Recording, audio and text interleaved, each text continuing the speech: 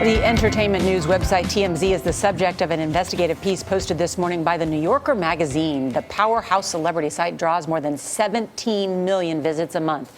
In 2006, it exposed actor Mel Gibson's anti-Semitic comments during his drunk driving arrest. In 2009, TMZ broke the news of Michael Jackson's death. 5 years later, it revealed a phone recording that captured racial comments by then Clippers owner Donald Sterling. The site also posted video of Baltimore Ravens running back Ray Rice hitting his fiancée. That same year, TMZ released video of Beyoncé's sister, Solange, attacking Jay-Z in an elevator. The New Yorker article is called "The Digital Dirt: How TMZ Gets the Videos and Photos That Celebrities Want to Hide." The writer, Nicholas Schmidl, is here for an interview you're seeing first on CBS this morning. Good morning, Nicholas. Morning. So you write essentially that TMZ resembles an intelligence agency. How so?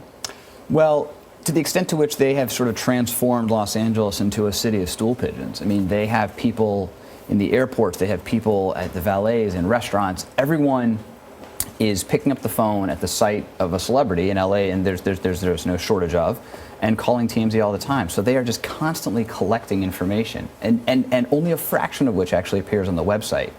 And that information is used. It makes the individual who runs TMZ, Harvey Levin, a very powerful man to be sitting on all that information. These are sources, not employees.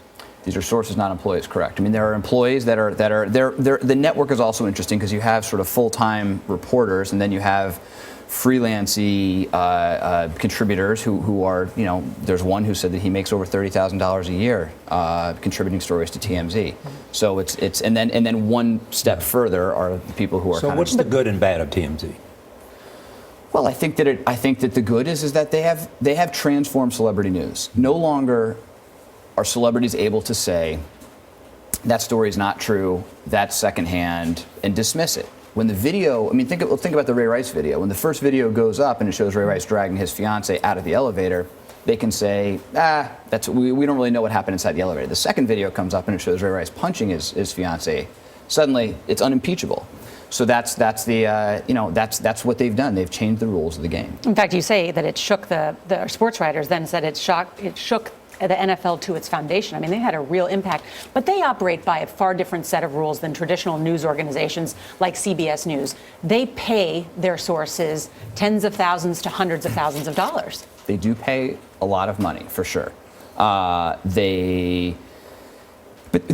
they've also done is if you go to the CBS website or the New York Times or the New Yorker even, and you go to the top of the website, it's not clear if someone picks up the phone, how to get a tip in. I mean, think about the story, think about Edward Snowden trying to find some place where he's going to place those stories. Whereas with TMZ, you get a video, and you go to the TMZ website, and right at the top it says, this is the phone number, that's the email, that's where you call. Mm-hmm. And so the reputation is built up, and people call, and people know they're going to get paid. Mm-hmm. We do want to note that we did reach out to TMZ, and they have not yet gotten a response. But you also talk about how Mr. Levin talks to his employees, teaches them tactics to try to get these sources to cooperate and get the information. Right. Some of these employees, you spoke off the record. How do you know that their word is true? Yeah, sure. I mean, so look, this is entertainment, celebrity news is not what I normally do. This was brought, the story, when we conceived this story, it was kind of a challenge. How do you source up and investigate an organization as you would a national security story or international criminal syndicate,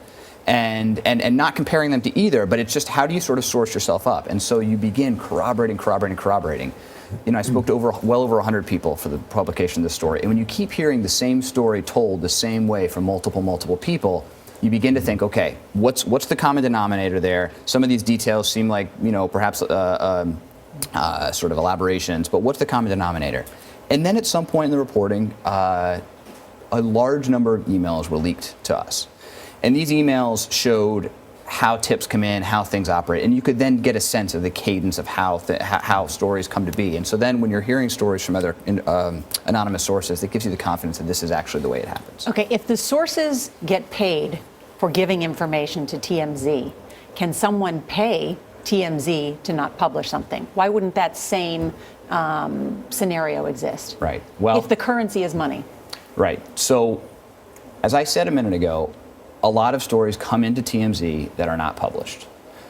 As to why those stories are not published, is difficult to know. There's one story that we describe in the magazine in which a video of Justin Bieber came into TMZ in 2011. Harvey Levin decided, after the entire newsroom was waiting for this video to go up. The next morning, the video did not go up. According to people who were familiar or close to the conversation, Harvey Levin decided on his own that he did not want to ruin Justin Bieber's life, and the video did not go up. Wow. However, over the course of the coming weeks and months, TMZ posted a number of very personal exclusives that Justin Bieber was calling to say, I'm getting my hair cut, or I'm doing this with my girlfriend. Harvey Levin does say also in a 2010 lecture, that he struggles every day with the question of privacy. Right. When it's going too far, too far. Totally. And I think that, and so I after more than a year of working on the story on and off, I don't know where those lines are. I couldn't tell. Sometimes you see we publishing certain emails or leaking certain documents that they had no problem publishing, and other times you see it that they pass them up. I mean, the one point that I do want to come back to is that you mentioned Nicholas Schmidl, I've got to cut you. Sure. Read the rest of your article. Sure. Yeah. You're watching CBS This Morning. We'll be right back.